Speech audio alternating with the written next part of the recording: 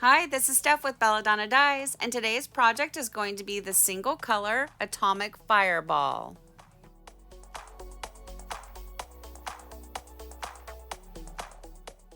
I have this shirt turned inside out from the pre-wash, and I start by smoothing out as many wrinkles as I can, and then I decide where I want the center of my spiral to be, and this one is going to be a center spiral. So I give it a little pinch, and then using the hemostat and a microwave splatter guard, I'm going to create my spiral. So I click the hemostat down on the first click because it does not need to be overly tight, and make sure that you don't press it really hard into the table. You can poke right through the shirt and create a hole. I give the hemostat 3 or 4 twists, and then with the opposite hand I create the pleats in the spiral. And I go as far as I can using the microwave splatter guard until I can't go any farther.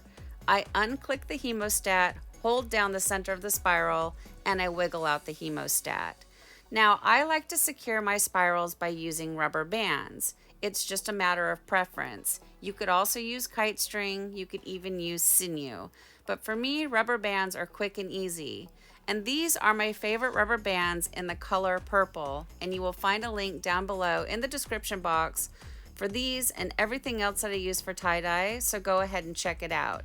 Now, as far as the microwave splatter guard goes, it's no longer available from the manufacturer, so you'll have to find something similar. You'll need something that's clear, see-through, flat, has a hole in the center, has a little bit of weight to it, and what this does is it helps create pleats. It's the closest thing to making a pleated spiral without actually making a pleated spiral.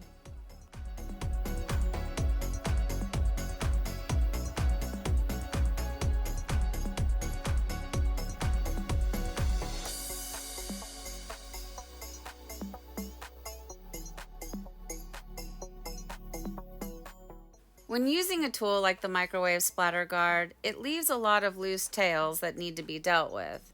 So I'm working on those, creating more pleats, and I'm tucking them into the nearest rubber band. And at the same time, I'm pulling on them a little bit, and I'm creating a nice tight spiral. This way, I'm able to pick the spiral up, move it around, flip it if I need to, and it's not going to fall apart on me.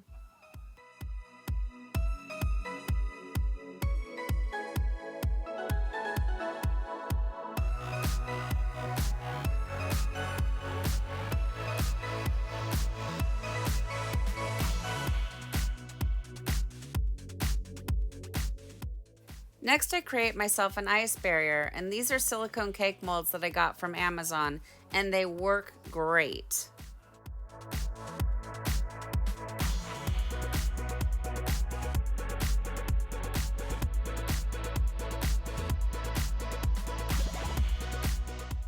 I mark out my pattern using a washable marker, and I'm doing a half and half spiral, so I make sure to go halfway through the center of the spiral. And now it's time for my favorite part. We get to add the dye, and I'm using my funnel scoops that I got from Boredom with Jen. For those of you that are familiar with Boredom with Jen, they had to get a new Etsy, so the name has changed. It's Shop Boredom with Jen. So for all of you that are used to going to the other Etsy, that one doesn't exist anymore.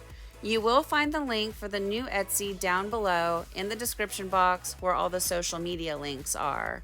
And also, if you're familiar with going to her Shopify page, that doesn't exist anymore either. So if you want to get these funnel scoops, which I highly recommend, they're amazing, use the link down below. It'll take you directly to her page. And then I'm tapping on the spoon or the scoop with my pleating tool, and I love these pleating tools, and they come in a whole bunch of colors, so I definitely recommend getting the funnel scoops and the pleating tools. They're super affordable and they're very, very handy.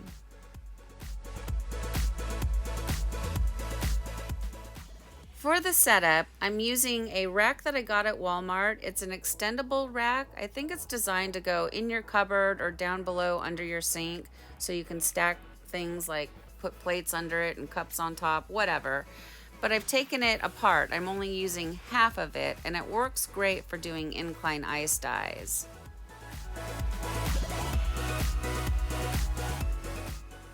Next, I give the project a quick little sprinkle of soda ash for good measure, and I'm primarily only adding it to where I've placed the dye. The shirt's already been pre-soaked in soda ash. It's probably not even necessary to do, but it's become habit. And I'm adding my ice, and I start in the white area. My thought process on this is, if I fill up that white area with the ice first, I'm not going to knock any of the dye loose and put it into the white where I don't want it. Once I have it all filled with ice, I'm going to create the incline. So I'm just going to scoot the rack back a little bit, and I'm going to place the bottom of the rack inside the bin. Now, I don't want a super steep incline on this one, so I'm going to use an empty dye jar to prop up the bottom. That way it's just a slight little incline. And then it's recommended that you batch your project at 70 degrees or higher for at least 24 hours after the ice melts. And I let this project batch for the full 48 hours. Now you can see here how it left a little bit of white space, and then on the back it has a lot more red, and that's okay because it creates some pretty cool effects. For the rinse out process, I follow Dharma Trading Company's recommendations. So I start by using cold water. That's going to rinse away any soda ash that might still be reacting within the fabric. And I especially make sure to rinse out the white areas because I don't want any more dye to redeposit onto the white areas. So I rinse very well with the cold water, and then I increase my water up to hot, and I rinse until the water runs pretty much clear. From here, I take the project to the washing machine, and I like to do hot water cycles using Kirillon, and Kirillon is a professional textile detergent. And then I like to do a final hot water cycle using Millsoft, and Millsoft is a professional fabric softener. Then I'll put the project in the dryer, and I'll iron it, and we'll come back and we'll see the results.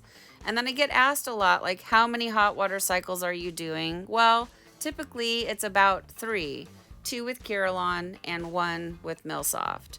And I know that's a lot, but that is my process, and I don't have any trouble with my projects bleeding onto regular clothes in the washing machine down the road. So we all do it differently. You just have to find what works best for you. And keep in mind that I wash several projects together at the same time.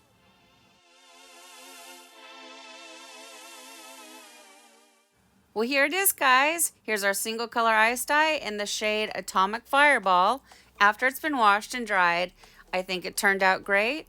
This shirt did exactly what I expected it to do, which isn't a whole heck of a lot. So this color was introduced in the summer of 2022, and it's Dharma's answer to a red that does not split. So a lot of people were complaining that all of the reds split.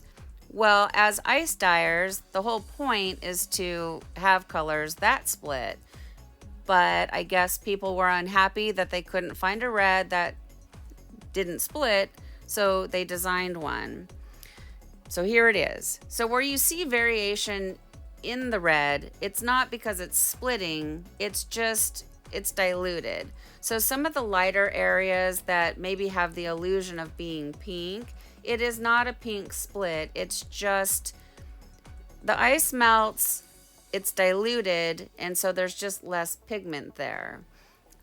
Because I definitely don't consider that a split. Like a split would be orange or something like that. It does have a tendency in certain light to lean towards being kind of a red-orange shade. Mine not so much. I have seen other people's Atomic Fireball, and it does look rather orange. For whatever reason, mine is sort of just a really true red.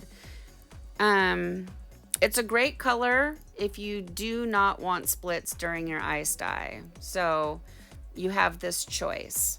This will be going into the playlist of Dharma's Dye Swatches, the single color ice dyes, and it's a really great resource when you're trying to find colors to order from Dharma. You have an idea of what it's going to look like. So what do you guys think of Atomic Fireball? Please leave me some comments down below. Thank you so much for watching. Please subscribe to my channel, leave a thumbs up, and click the bell and set it to all. That way you get notified of future uploads. And remember, have fun tie-dyeing!